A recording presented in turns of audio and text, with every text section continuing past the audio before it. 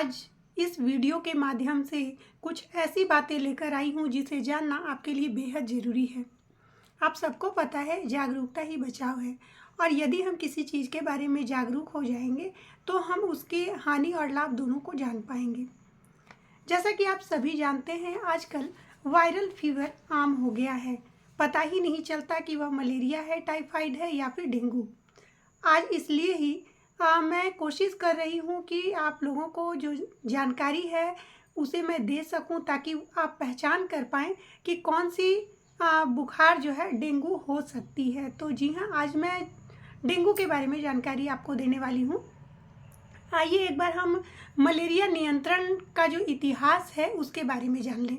1946 भारत ने डीडीटी का इस्तेमाल करना शुरू किया। जी हाँ, 1946 में डीडीटी का इस्तेमाल भारत में होने लगा। उसके बाद 1953 में एनएमसीपी शुरू की गई। 1958 में एनएमसीपी बदलकर एनएमईपी हो गई, और फिर 1965 में मलेरिया एक बार फिर से उभर कर आया। मलेरिया का प्रकोप पूरे उफान पर 1976 में फैल गया। 1977 में भारत ने एमपीओ और पीएफपीसी शुरू की। 1985 भारत में वार्षिक रूप से 2 मिलियन मलेरिया के मामले सामने आए।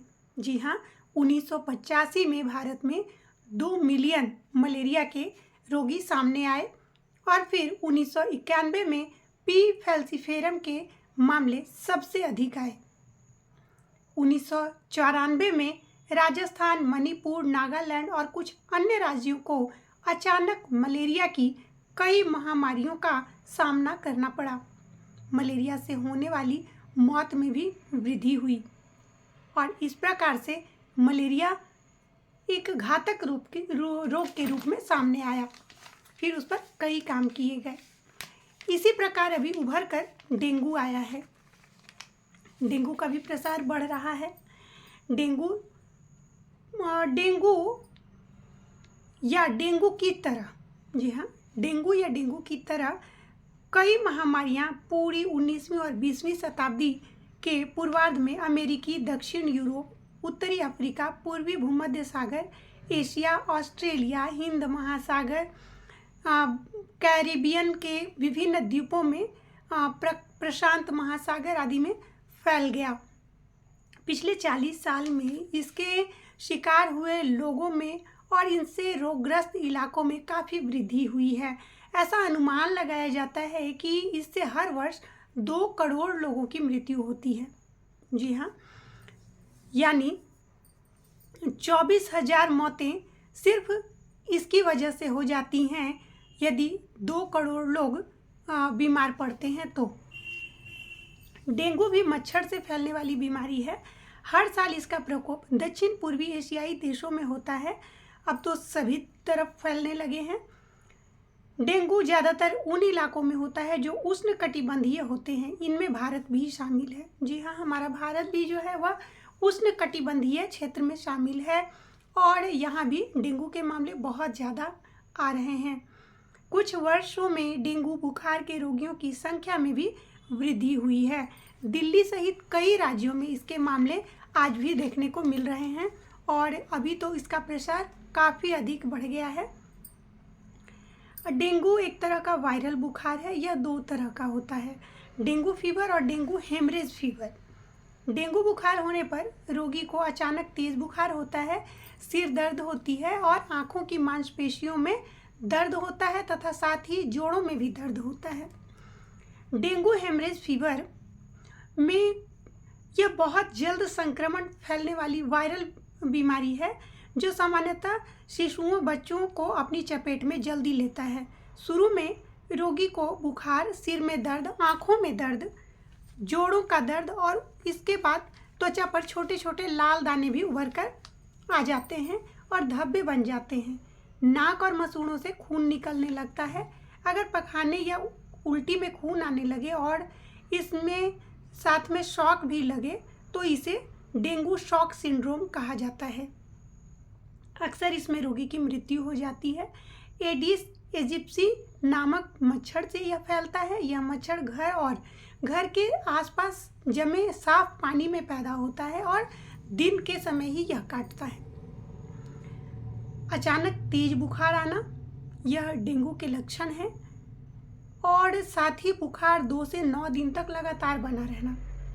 तेज सिर दर्द, वह भी खास तौर पर माथे में होना। जोड़ों, मांसपेशियों और शरीर में दर्द होना। आंखों के पीछे दर्द होना जिससे आंखें खोलने बंद होने में तकलीफ होना, ये डेंगू के लक्षण हैं।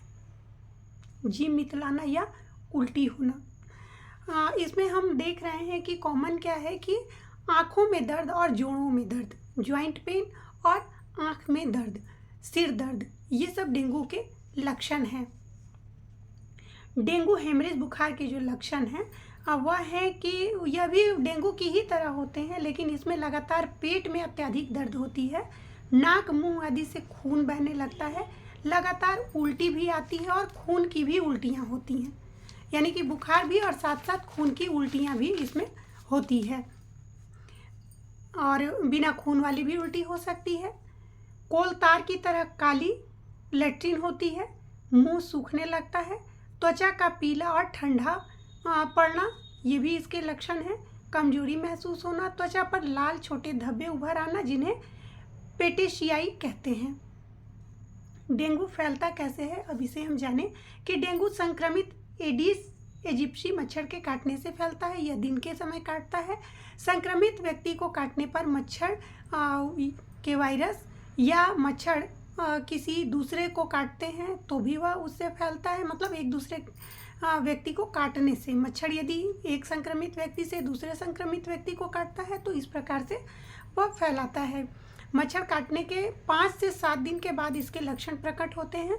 मच्छर में डेंगू का वायरस है या नहीं, इसको जानने का कोई तरीका नहीं है, इसलिए लोगों को अपने आप को मच्छर के काटने से बचाना होगा।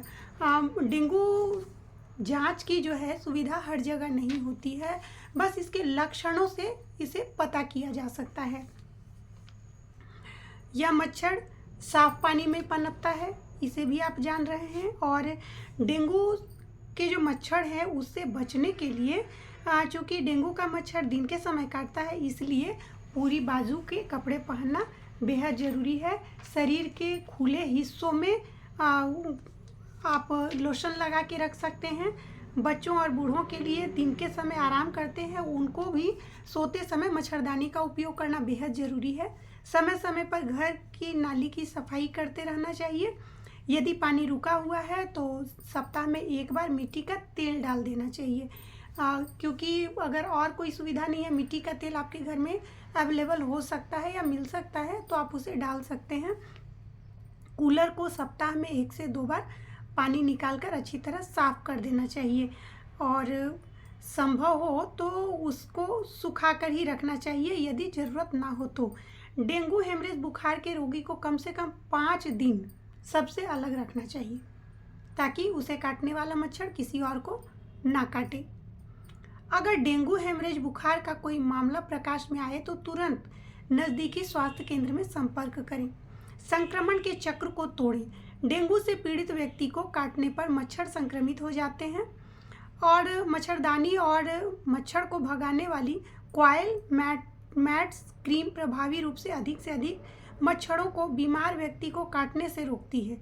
डेंगू को फैलने से रोकने के लिए कोशिश यही करना है कि पूरी बाह के कपड़े पहने। यदि संक्रमित कोई व्यक्ति है तो उस व्यक्ति को बाकी लोगों से 4-5 दिन के लिए दूर रखें और मच्छरदानी का उपयोग करें।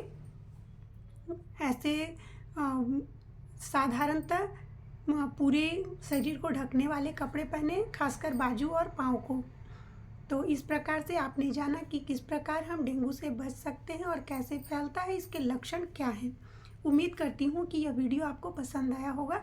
यदि पसंद आया है तो प्लीज़ लाइक करें, अधिक से अधिक शेयर करें और कमेंट अपने अवश्य लिखें। जो भी आपके मन में विचार आया है, आप इस सीज़न में बुखार से पीड़ित हुए हैं या नहीं, यस और नो में जवाब अवश्य दें।